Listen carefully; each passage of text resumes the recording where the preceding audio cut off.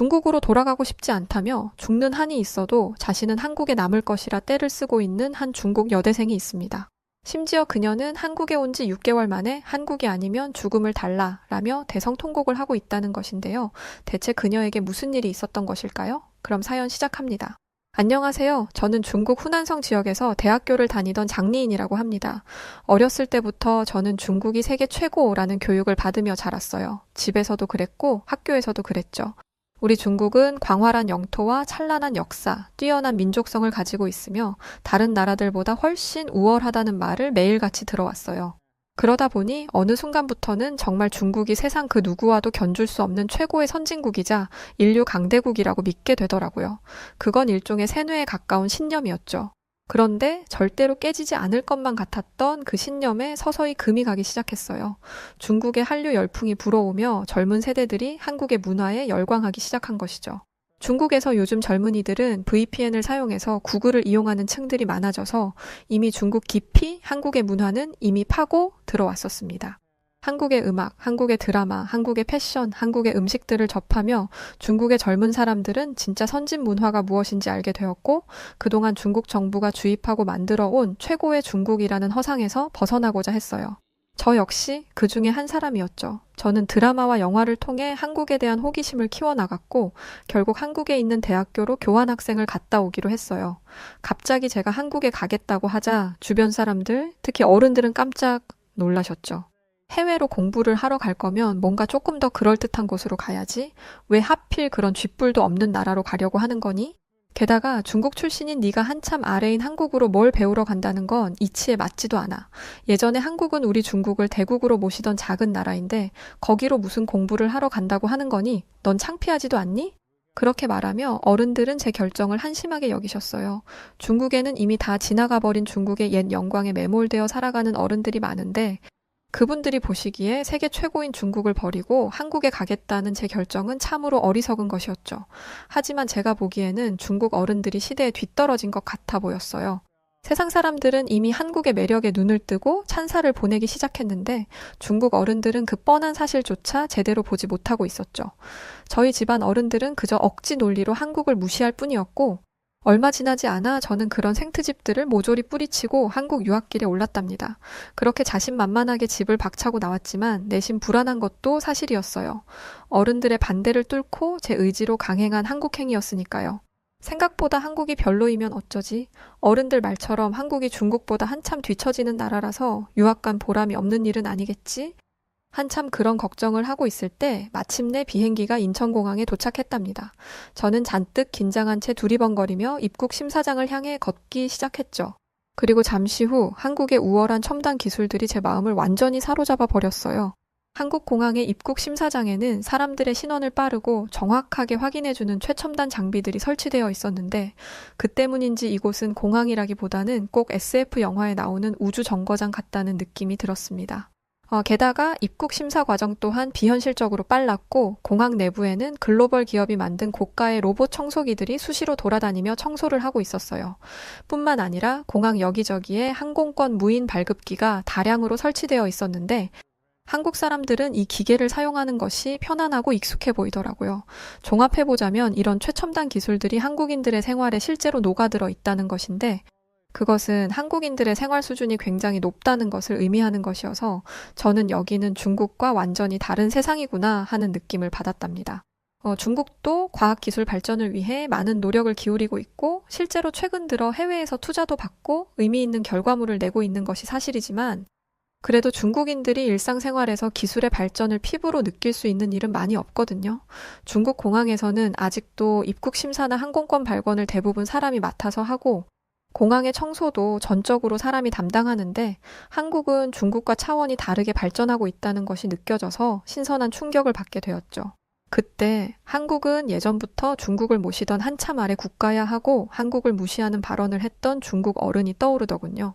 그 어른이 지금 한국 공항을 본다면 어떤 말씀을 하실까요?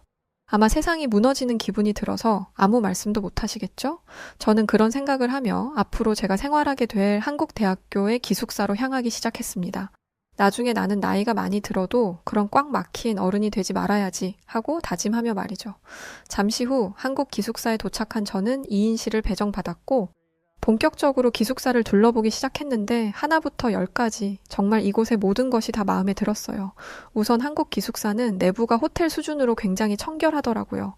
알고 보니 기숙사 자체에서 해충 방역 업체와 계약을 해서 정기적으로 소독을 하고 있음은 물론 창문에도 일반 방충망이 아닌 미세 방충망을 설치하여 아주 작은 벌레까지도 기숙사에 유입되는 것을 방지하고 있다고 하더라고요. 그리고 기숙사 현관과 로비, 각 층의 엘리베이터 앞에는 어김없이 손소독제가 비치되어 있었는데 이런 센스 있는 환경 조성 덕분에 학생들이 보다 위생적으로 생활할 수 있는 것 같았어요. 게다가 기숙사 내부에는 저렴한 가격으로 이용할 수 있는 코인 세탁실도 있었는데 이 안에는 글로벌 기업에서 만든 고가의 세탁기와 건조기, 스타일러까지 구비되어 있어서 학생들이 편하게 의류와 침구를 관리할 수 있게 되어 있었어요. 여기까지만 해도 이미 훌륭한데 이 코인 세탁실의 진짜 매력은 따로 있었답니다. 바로 이 세탁실 한켠에 작은 테이블과 커피 머신이 있어서 세탁이 다 될 때까지 이곳을 카페로 이용할 수 있다는 것이었죠. 한국인들은 시간을 허투루 낭비하는 것을 싫어하고 효율적으로 움직이는 것을 좋아한다더니 이 세탁실이 딱 한국인들의 그런 점을 보여주는 것 같았습니다. 마지막으로 기숙사 방 안에는 시스템 에어컨이 설치되어 있었는데 이 역시 고가의 브랜드 제품이어서 저는 한국이 이렇게 돈이 많은 나라였나 하고 깜짝 놀랐답니다. 이 에어컨이 우리 방에만 설치되어 있는 것도 아닐 텐데 그 많은 에어컨 값을 다 합하면 그게 다 얼마인지, 게다가 그걸 유지하고 관리하는 비용까지 생각하면 이런 시설을 당연하게 운영 중인 한국과 이런 시설을 당연하게 누리는 한국인들이 너무나 대단하게 느껴졌습니다. 더 솔직히 말하자면 부럽기도 했고요. 중국에는 에어컨은커녕 선풍기조차 없는 곳에서 공부하는 학생들이 태반이니까요. 그런 생각을 하며 씁쓸해하고 있을 때였어요. 기숙사 방문이 열리고 앞으로 한 학기 동안 저와 함께 지낼 한국인 룸메이트가 들어왔습니다. 이 친구의 이름은 나유진이라고 했어요. 저는 평소 한국인에게 호기심과 호감을 갖고 있었고 또 앞으로 좋든 싫든 같은 방에서 지내야 하니 유진이와 친하게 잘 지낼 생각이었죠. 그래서 저는 유진이에게 먼저 손을 내밀어 악수를 청하며 인사를 했죠. 안녕, 나는 중국에서 왔고 이름은 장리인이야. 앞으로 같이 잘 지내보자. 그런데 유진이는 제 악수를 받아주기는커녕 얼굴을 찌푸리는 게 아니겠어요? 저는 유진이가 제 인사를 못 알아들었나 싶어 다시 인사를 하며 유진이에게 한 발자국 더 다가섰죠. 그러자 유진이는 아예 기겁을 하며 뒷걸음질 쳐버리더라고요. 저는 그런 유진이의 무례한 태도에 너무 황당하고 어이가 없어서 너 대체 왜 그러냐고 따져 물었어요. 그러자 유진이는 한참을 난처해하며 말을 못하더니 겨우 대답을 하더군요. 너 방금까지 내 머리를 긁던 손으로 나랑 악수하자고 하면 어떻게 해? 사실 방금 전까지 저는 머리가 가려워서 손톱으로 머리를 긁고 있었고 유진이는 기름진 머리를 벅벅 긁던 손으로 악수를 청한 제 행동을 문제 삼은 것이죠. 솔직히 유진이의 지적이 타당하기는 하지만 저는 창피하기도 하고 어쩐지 유진이가 저를 무시하는 것처럼 느껴지기도 해서 괜히 더 큰 소리를 치며 저도 모르게 말도 안 되는 소리를 하기 시작했어요. 너 그래서 지금 내 손이 더럽다는 거야? 닦으면 될 거 아니야, 닦으면. 진짜 별것도 아닌 걸 가지고 엄청 예민하게 구네. 유진이 너 혹시 결벽증 뭐 그런 거 있는 거 아니야? 전에 중국 어른들이 한국을 무시하고 근거 없이 비난할 때 저는 그런 중국인들과 다르게 깨어있다고 믿어왔는데 사실 알고 보니 제 안에 한국을 향한 열등감이 숨어 있었던 것인지 저도 모르게 유진이에게 날카롭게 이야기하게 되더라고요. 유진이는 그런 제 태도에 크게 당황했고 그날 이후 저희는 어색하게 지내게 되었죠. 첫 단추가 잘못 꿰어지면 나머지 단추들도 제자리를 찾지 못하는 것이 당연한 순서니까요. 저와 유진이는 좀처럼 관계를 회복하지 못했고 저는 유진이가 한번 밉게 보이기 시작하자 유진이의 모든 행동들이 다 아니 꼽게 보이고 꼴값인 것처럼 느껴졌어요. 그 중에서도 특히 유진이가 매일 샤워를 하고 머리를 감는다는 점이 마음에 들지 않았는데 저는 그런 유진이를 보면서 자기가 무슨 연예인도 아닌데 저렇게 깔끔을 떨면서 피부 관리를 하고 참 유난이구나 싶었죠. 그러던 어느 날 유진이가 제 신경을 제대로 긁는 일이 벌어졌어요. 샤워를 하고 나온 유진이가 침대에 누워 과자를 먹고 있는 저를 보더니 대뜸 넌 샤워 안 해? 하고 물어보는 게 아니겠어요? 갑자기 이게 무슨 생뚱맞은 소리인가 싶고 전부터 유진이와는 이런 청결과 관련된 문제가 계속되어 왔기 때문에 저는 순간 짜증이 솟아올랐습니다. 지금 또 나보고 더럽다고 그러는 거야? 너는 너만 깨끗하다고 생각하나 본데 나도 내 나름대로 씻으면서 살고 있으니까 오지랖 넓게 상관하지 말고 너나 잘해. 저는 그렇게 소리를 빽 질렀죠. 솔직히 유진이가 저를 더럽다고 오해하는 게 너무 억울했거든요. 저는 적어도 열흘에 한 번씩은 꼭 머리를 감고 샤워도 한단 말이에요. 물론 매일 샤워를 해대는 유진이가 봤을 때는 턱없이 부족해 보일 수는 있겠지만 그래도 저는 중국 사람치고 꽤나 열심히 씻는 편이란 말이죠. 중국은 땅이 워낙 넓고 산간오지, 사막 지역까지 사람들이 살고 있는데 그에 비해 상수도 시설이 잘 발달되어 있지는 않아서 각 가정에 깨끗한 수돗물이 한국처럼 원활하게 공급되지 않아요. 그러다 보니 중국인들에게 매일 씻는다는 것은 사치에 가까운 일이죠. 저는 태어나서 지금까지 쭉 그런 문화 속에서 살아왔고 한국에 와서도 중국에서 그랬던 것처럼 적게 씻었을 뿐인데 유진이는 그런 저를 더럽게 여기는 것 같아서 저는 몹시 불쾌했어요. 그런데 다음 날 예상치 못했던 사건이 벌어졌습니다. 갑자기 유진이가 제게 선물 상자를 내미는 게 아니겠어요? 바로 어제 소리를 지르고 싸웠는데 오늘은 선물을 주다니 저는 유진이가 대체 무슨 생각을 하는 것인지 모르겠어서 너무 당황스러웠어요. 유진이는 그저 뜬모를 미소만 짓고 있었고 저는 혼란스러운 마음으로 선물 상자를 열어보았죠. 그런데 선물 상자 안에서 뭐가 나왔는지 아세요? 글쎄, 한국의 유명한 퍼퓸 샴푸와 때밀이 수건, 그리고 한국산 화장품 세트가 나오는 게 아니겠어요? 그것들을 보는 순간 저는 유진이가 저를 놀리는 건가 싶고 너 제발 좀 씻고 다녀라는 말을 이렇게 돌려서 하는 건가 싶기도 해서 참을 수 없이 화가 났어요. 그렇게 제가 또 흥분해서 소리를 지르려던 순간 유진이는 일단 자기 말 좀 들어보라며 다급히 저를 진정시켰어요. 그리고는 제게 충격적인 말을 꺼내기 시작했죠. 장리인, 놀라지 말고 들어. 사실은 너랑 같은 수업을 듣는 학생들 중에 여왕벌 역할을 하는 일본인이 있는데 걔가 너에 대해서 안 좋은 소문을 내고 다니는 것 같아. 알고 보니 저와 같은 시기에 한국에 교환학생으로 온 일본인 학생 하나가 저에게 악취가 난다는 소문을 내고 다녔고 그 소문을 들은 유진이가 안타까운 마음에 저를 도와주려 했던 것이었어요. 어쩐지 수업 시간에 친구들이 저를 피하는 느낌이 들더라니 그런 사정이 있던 것이었더라고요. 그날 저는 두 가지 깨달음을 얻었습니다. 하나는 제 생각보다 목욕이라는 것이 상당히 중요하다는 것이었습니다. 저는 원래 목욕을 하찮은 일로 취급했지만 막상 목욕을 제때 하지 않아 따돌림을 당하게 되자 목욕의 중요성과 가치에 대해 다시 생각해보게 되더군요. 그리고 제게 이런 깨달음을 준 유진이를 통해 저는 한국인들이 상냥하고 마음이 따뜻한 사람들이라는 것을 알게 되었습니다. 찌질하고 한심스러운 저를 그냥 외면해버릴 수도 있었을 텐데 유진이는 선물이라는 현명한 방식으로 제게 올바른 길을 알려준 것이죠. 그날 저녁 저는 유진이가 선물해준 한국 샴푸와 한국 바디워시로 머리부터 발끝까지 깨끗하게 몸을 씻어냈어요. 한국의 화장품을 만들어내는 기술력이 좋아서인지 아니면 저를 생각해주는 친구의 진심이 담겨있기 때문인지 샤워하는 내내 산뜻하고 기분이 아주 좋더라고요. 게다가 한국 제품으로 씻으면 다음 날까지 향기가 유지되었고 씻으면 씻을수록 피부가 점점 좋아졌어요. 하루가 다르게 변해가는 피부를 느끼며 저는 씻는 즐거움을 알아갔고 이제는 누가 시키지 않아도 자발적으로 매일 씻는 사람으로 점점 변화해갔죠. 유진이는 옆에서 그런 저의 변화를 응원해 주었고 저는 유진이를 실망시키고 싶지 않은 마음에 더 열심히 제 자신을 변화시켜 나갔어요. 그러던 어느 날 수업 시간에 저에 대한 나쁜 소문을 낸 그 일본인 친구가 다가오더니 이렇게 말하더군요. 장리인, 너 요즘 완전 달라진 것 알아? 사실 나는 너 처음 만났을 때 네가 어디 시공창 같은 곳에 사는 줄 알았어. 너한테 하도 끔찍한 냄새가 나서 말이야. 그런데 요새는 안 그래. 너한테 나던 악취가 완전 싹 사라진 거 있지? 대체 무슨 마법을 부린 거야? 저는 그 일본인 친구를 향해 가볍게 웃어주고는 마법같이 거창한 건 필요 없다고 난 그냥 멋진 한국 친구를 한 명 사귀었을 뿐이라고 답했죠.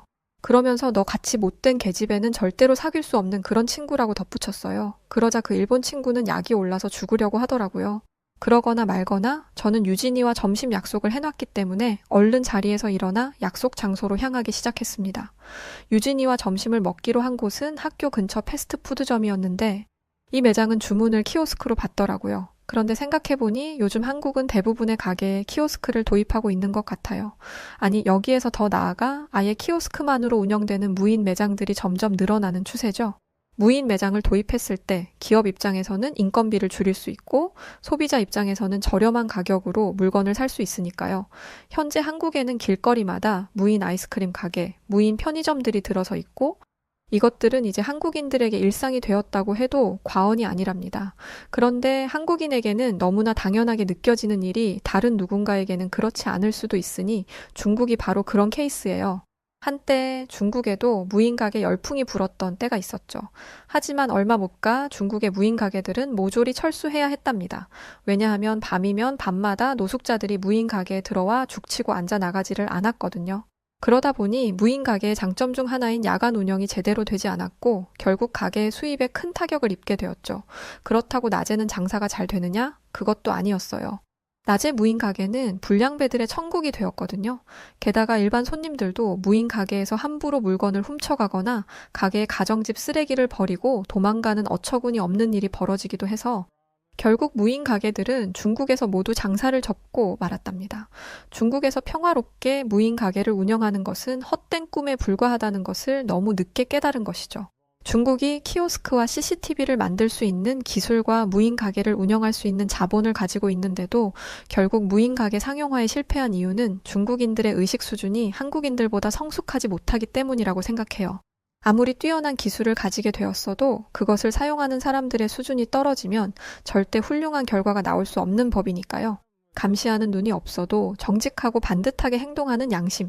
한국인들은 그것을 갖추고 있기에 중국과 차별화된 발전을 이루어온 것이었죠. 그런데 중국과 비교했을 때 한국이 뛰어난 점은 이뿐만이 아니에요. 한국의 장점들을 나열할 때 절대 빼놓을 수 없는 것 중에 하나가 바로 대중교통이죠. 저는 한국의 지하철과 버스를 정말 진심으로 사랑해요. 일단 한국의 대중교통은 이용 방식이 편리해서 좋았어요. 복잡할 것 없이 그냥 교통카드 하나만 있으면 그걸로 끝이니까요. 반면에 중국은 시골 지역에서 버스를 탈 때 아직도 버스 안에 요금을 걷는 직원이 있어서 그 사람에게 직접 현금으로 계산을 해야 하는 번거로운 과정을 거쳐야 하죠. 게다가 중국의 버스는 배차 간격이 너무 길어요. 아마 한국인들이 들으면 기절할 정도일 텐데 중국 버스의 배차 간격은 보통 1시간 이상이고 길면 3시간 이상인 경우도 있어서 자칫 실수로 버스를 놓치면 세상이 끝나는 듯한 절망감을 맛봐야 한답니다. 이번 버스를 놓치면 잠깐 기다렸다가 가볍게 다음 버스를 타면 되는 한국과는 아예 다른 세상의 이야기인 거죠. 여기에 날씨까지 한여름이거나 한겨울이라고 생각해 보세요. 그나마 한국의 버스 정류장에는 에어컨이나 히터가 설치되어 있어서 기다리는 사람들의 고충을 덜어주지만 중국 버스 정류장은 그런 서비스가 일절 없답니다. 게다가 중국은 시내버스 안에도 에어컨이 설치되어 있지 않아요. 그야말로 찜통 더위를 생으로 버텨야 하는 것이죠. 반면에 한국 버스는 에어컨과 히터가 설치되어 있을 뿐만 아니라 승객들이 직접 바람 세기까지 조절할 수 있으니 제가 그 모습을 처음 봤을 때 얼마나 놀랐을지 감이 오시죠? 전 정말 이런 훌륭한 서비스에 놀람을 넘어 감동까지 받아서 눈물이 다 날 지경이었어요. 여기에 더해 한국 지하철 안에서는 초고속 와이파이가 빵빵 터지잖아요. 사실 지하철을 타고 멍하니 이동하다 보면 심심할 때가 많은데 한국 지하철에서는 와이파이를 마음껏 이용할 수 있으니 스마트폰으로 웹툰도 보고 동영상도 끊기는 현상 없이 볼 수 있어서 지루할 틈이 전혀 없었어요. 그런데 문제가 있었어요. 한국의 초고속 인터넷은 정말 마성의 매력을 가지고 있어서 문제였는데 한국에서 생활하며 이 첨단 문명을 당연하게 누릴 때는 몰랐는데 나중에 중국으로 돌아온 뒤 원래의 느린 인터넷 속도를 마주하게 되자 얼마나 당황스럽고 절망스럽던지요. 정말이지 제가 그동안 얼마나 한국의 선진 문화에 물들어 있었던 것인지 깨닫게 된 순간이었죠. 저도 모르는 사이 한국에서 저는 정말 즐겁고 알찬 시간을 보냈던 것이었어요. 하지만 교환학생 신분인 제가 한국에서 머물 수 있는 시간은 정해져 있었고 저는 유진이의 배웅을 받으며 중국으로 돌아가야만 했습니다. 공항에서 중국행 비행기에 타기 직전까지 중국에 돌아가기 싫다고 얼마나 울었는지 몰라요. 고작 1년도 한국에서 지내지 않아 놓고 이렇게 말하는 게 우습지만 저는 평생을 살아온 중국보다 한국에 더 큰 애정을 느끼고 있었죠. 할 수만 있다면 이대로 한국에 쭉 눌러앉아 살고 싶은 심정이었어요. 하지만 그것은 제 바람일 뿐 결국 저는 아쉬운 마음을 뒤로하고 한국과 눈물의 작별을 해야 했죠. 그리고 다시 만난 중국은 여전히 실망스러운 모습이었어요. 아니 어쩌면 제가 그동안 한국에서 지내면서 선진 문화에 너무 익숙해져 있었기 때문에 중국이 평소보다 더 후진국처럼 느껴졌는지도 모르겠습니다. 중국 공항을 빠져나온 뒤 저는 한국에서 그랬던 것처럼 주변을 경계하지 않고 걸어가고 있었어요. 그런데 어느새 정신을 차려보니 제 지갑이 사라져 있더군요. 잠시 경계를 푼 것뿐이었는데 그 사이 소매치기를 당한 것이었죠. 그때 저는 내가 중국에 돌아왔구나 하는 실감이 났어요. 그러면서 여기서는 한국에서 유진이와 그랬던 것처럼 편안하게 저녁에 산책을 하거나 이어폰을 귀에 꽂은 채 밤에 조깅을 하는 일은 못하겠구나 하는 씁쓸한 생각을 하게 되었죠. 여기는 더 이상 안전한 한국이 아니었으니까요. 그날 저녁 집에 도착해서 우선 샤워를 하려고 하자 가족들이 깜짝 놀라더라고요. 깨끗한 것 같은데 무슨 샤워를 하냐면서 말이죠. 그런 가족들의 반응을 본 저는 갑자기 너무 답답해졌고 한국과 한국에 두고 온 유진이가 너무 그리웠어요. 한국에 가서 훌륭한 문화를 배운 뒤로 이미 나는 전과 다른 사람이 되어버렸는데 이제 와서 다시 전과 같은 후진국 생활을 하라고 하니 너무 힘들고 외로운 기분이었어요. 결국 저는 울음을 터뜨렸고 왜 그러냐며 절 걱정하는 가족들을 다 무시한 채 제 방으로 들어와 버렸어요. 그날 밤 침대에 누워 저는 한국에서 지내던 꿈 같던 시간들을 떠올려 보았어요. 한국은 위생 개념도 철저했고 모든 일처리 과정이 신속하고 정확했죠.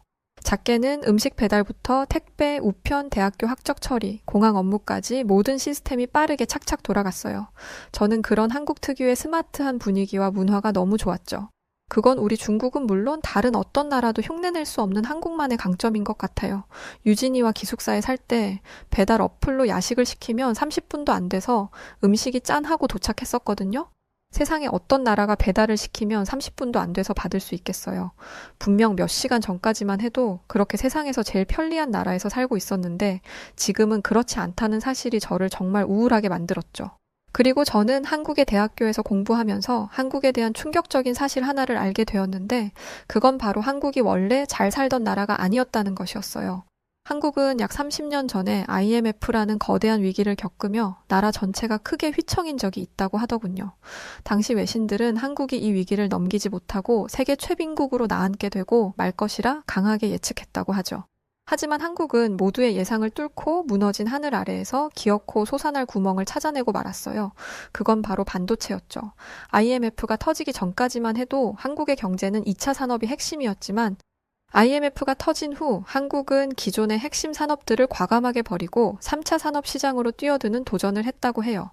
그리고 그 결과는 모두가 알다시피 대성공이었죠. 한국의 이런 대역전 성공 신화가 놀라운 이유는 먼저 아무런 희망이 보이지 않는 상황에서 가능성 하나만을 보고 뛰어든 한국인들의 도전 정신이 너무 멋지기 때문이고 또 그 도전을 실제 성공으로 실현해낸 한국인들의 저력이 대단하고 또 대단하기 때문이에요.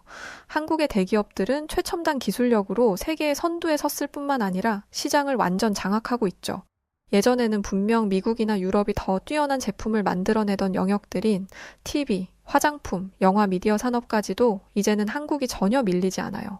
오히려 소비자들은 메이드 인 코리아에 더 열광하고 있고 전 세계인들이 한국의 문화에 빠져들면서 한국의 위상은 그 어느 때와 비교할 수 없게 드높아졌어요. 하지만 중국은 어떤가요? 중국은 스스로를 가리켜 대국이자 세계 최고라고 하며 말하죠. 하지만 중국만 모르는 것 같아요. 최근 미국의 강력한 대선 후보인 트럼프 대통령이 한국이 핵무기를 소유할 수 있도록 하겠다라는 말에 중국에서는 한국은 핵무기를 만들 기술력 자체가 없는 나라라며 깎아내리기 바쁘죠. 그런데 사실 다 알잖아요. 이미 세계가 다 알죠. 한국은 이미 아주 오래전부터 세계에서 가장 강력한 핵무기 제작 기술을 보유하고 있다는 사실 말이죠. 물론 중국이 실제로 엄청난 힘을 가진 국가임은 분명해요. 그런데 왜 국제 무대에서는 한국만큼 능력을 발휘하지 못하고 사랑받지도 못하는 걸까요? 한국인들에게는 있고 중국인들에게는 없는 것이 무엇인지 저는 오랫동안 고민해 보았어요. 그리고 예전 한국에서 유진이가 가르쳐준 것에서 그 답을 찾았답니다. 전에 매일매일 샤워를 하는 유진이를 보면서 저는 유난이라고 생각했었죠. 그런데 유진이가 그렇게까지 유난을 떨었던 것은 사실 저를 배려하기 위해서였어요. 같은 방을 쓰는 제게 혹시라도 나쁜 냄새가 풍기지 않도록 귀찮더라도 매일 샤워를 하며 청결을 유지했던 거였죠. 그런 줄도 모르고 저는 한국인들은 웃기지도 않게 깔끔을 떤다고 비웃었던 거였고요. 이것은 어쩌면 아주 작은 차이에 불과하지만 이런 사소함이 모여서 시민의식을 만들고 국민성을 만들고 한 국가를 선진국으로도 후진국으로도 만드는 거겠죠. 다행히 저는 훌륭한 한국인 룸메이트를 만난 덕에 앞으로 어떤 지향점을 가지고 살아가야 하는지 분명하게 알게 되었고 고민은 길지 않았습니다. 다음 날 아침 저는 부모님께 학교를 졸업한 뒤 한국에 취직하고 싶다는 의사를 밝혔어요. 한국에 가서 한국 사람들에게 더 많은 것들을 배우고 싶었거든요. 부모님은 당연히 속상해하셨죠. 방금 귀국한 딸이 또 한국으로 떠나겠다고 했으니까요. 그래서 이번에는 함께 한국에 여행을 다녀오기로 했어요.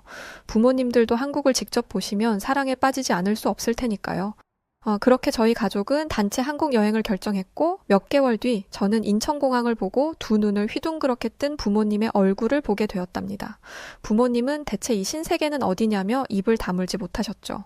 게다가 부모님은 인천공항의 직원들이 하나같이 모두 늘씬하게 키가 크고 예쁘다는 것에도 충격을 받으셨어요.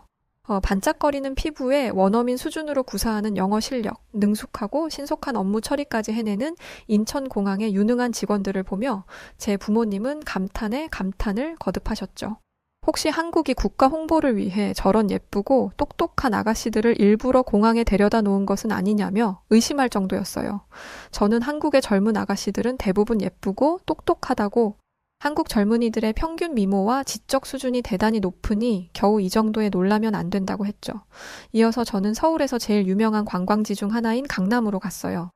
부모님은 강남대로를 빼곡하게 채운 고가의 외제차들과 하늘 높은 줄 모르고 아찔하게 솟아오른 고층 빌딩들을 보며 새삼 놀라신 것 같았어요. 그럴만도 한 게 저희 가족이 사는 후난성은 상대적으로 시골이라 이런 대도시의 풍경을 잘 볼 수 없거든요. 서울은 세계에서 10손가락 안에 꼽히는 대도시이니 시골 출신인 저희 부모님께서 바로 감당하시기에는 벅찰만 하죠. 그래서였을까요? 원래는 중국에 대한 자부심이 대단한 저희 부모님이 갑자기 충격적인 말을 꺼내셨어요. 장리인, 너 한국에서 살고 싶다고 했지? 엄마 아빠는 허락하마. 여기서 열심히 일해서 얼른 자리 잡고 그 다음에 엄마 아빠 데리러 오거라. 우리도 여기서 살고 싶구나. 농담과 진담이 반쯤 섞인 부모님의 말을 들으며 저는 한참을 웃었죠. 우선 한국에 사는 것을 허락받은 게 너무 기뻤고 앞으로 한국에서 펼쳐갈 제 미래가 기대되고 설렜거든요. 물론 우선은 중국으로 돌아가서 학교도 졸업해야 하고 한국 회사에 취업하려면 한국어 공부도 열심히 해야 하고 갈 길이 멀었지만 그래도 한국에 제 미래가 약속되어 있다는 사실 하나만으로도 저는 너무 행복해요. 한국에서 배운 대로 많이 베풀고 배려하면서 즐겁고 행복하게 살아가겠습니다. 중국인들이 싫으시겠지만 한국을 사랑하는 젊은 중국인들도 정말 많답니다. 저의 이야기를 들어주셔서 진심으로 고맙습니다. 열심히 살겠습니다. 자, 오늘 사연은 여기까지입니다. 네, 정말 한국을 많이 사랑하셨던 중국인 분이시네요. 사실 저도 중국 사람들은 좀 내키지 않거든요. 많은 중국인 분들이 장리인 씨 같았으면 좋겠네요. 한국에서 좋은 곳에 취직하시고 행복한 삶 되시기를 응원하겠습니다. 그리고 사연 보내주셔서 고맙습니다.